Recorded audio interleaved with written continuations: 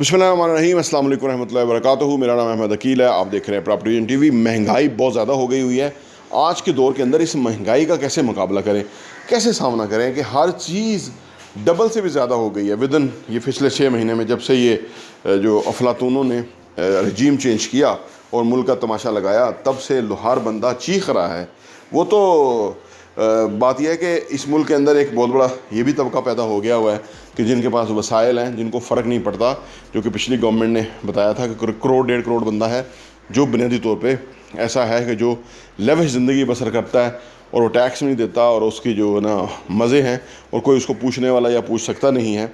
इसके बावजूद जो है ना महंगाई है और महंगाई के मारे हुए लोग क्या करें, इस पर बात करते हैं।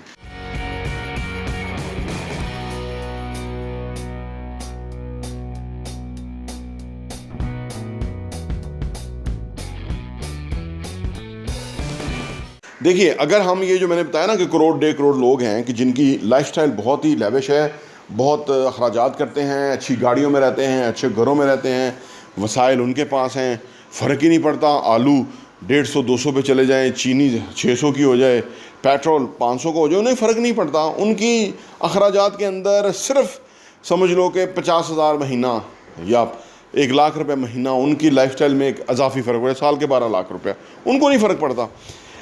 अब सवाल ये पैदा होता है कि उनको फ़र्क नहीं पड़ता, आम आदमी महंगाई से चीख रहा है, रो रहा है, तो इसका हल क्या है? इसका हल ये है कि हमें उन 1.5 करोड़ लोगों को देखना है कि उन्होंने कैसे ये पोजीशन हासिल की है कि उनको फ़र्क ही नहीं पड़ता।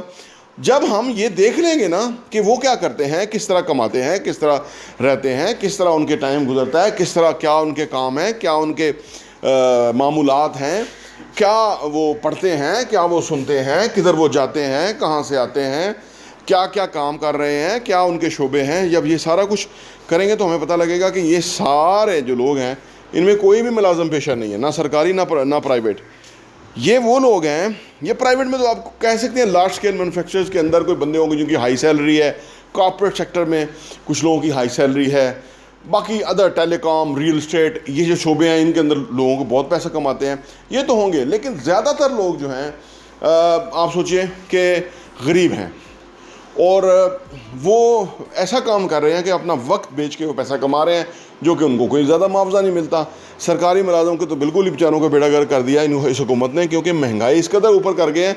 10% तनख्वाह बढ़ाई, पता नहीं 15% जब से वो हुई है, 10% बढ़ाई है और महंगाई जो है वो 20% से ऊपर जा रही है। तो लिहाजा उनका तो आप सोचिए, फिर ये चीज़ें खाने पीने के अलावा लाइफ के अंदर और बहुत सारी चीज़ें होती हैं, खुशियाँ गमियाँ होती हैं, अखराजात होते हैं, तो वो तो बेचारे बैंकरप्ट होने को हैं।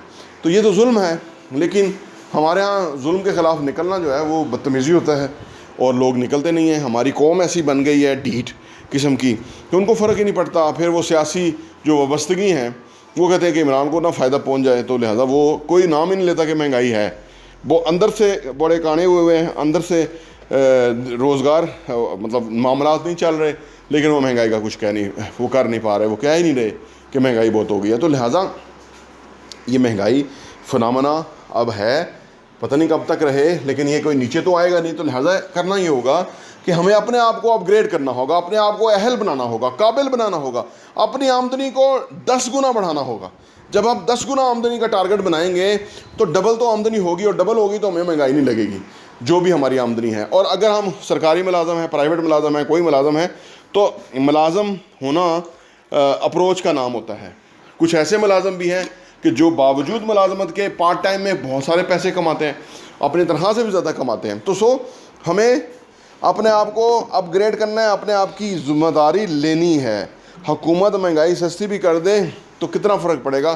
कोई बहुत ज़्यादा फ़र्क नहीं पड़ेगा। लिहाजा हमें अपनी ज़िम्मेदारी लेते हुए न सिर्फ महंगाई का मुकाबला करना है, बल्कि हमें अपने बच्चों के लिए, अपनी फैमिली के लिए, अपने वालिदैन के लिए एक अच्छी ज़िंदगी जो है ना वो कमानी है, अर्न करनी है। दुनिया भर में ऐसा है, दुनिया भर में महंगाई से ज़्यादा है। अमेरिका के अंदर लोग जो हैं वो बेरोज़गार भी हैं, लेकिन अमेरिका के अंदर ही लोग जो हैं वो बहुत कमा भी रहे हैं। तो लिहाजा ये फ़र्क इससे पड़ता है कि आप क्या सोचते हैं, क्या महफिल में बैठते हैं, किन लोगों के साथ उठते बैठते हैं, क्या देखते हैं। अगर आप ये तमाशे देख रहे हैं ना कि वो गिरफ़्तार होगा, जो खौफ बनाया हुआ है इस्टेब्लिशमेंट का कि जो मिलिट्री इस्टेब्लिशमेंट पता ही बंदे खाती है, और या लोग उनके ख़िलाफ़ उठ खड़े हुए हैं और वो अब डर रहे हैं, सहमे हुए हैं, या हुकूमत जो है वो राना सनाउल्लाह जो है वो मूछें ऊपर करके आया नीचे करके आया, ये तमाशों से निकलें।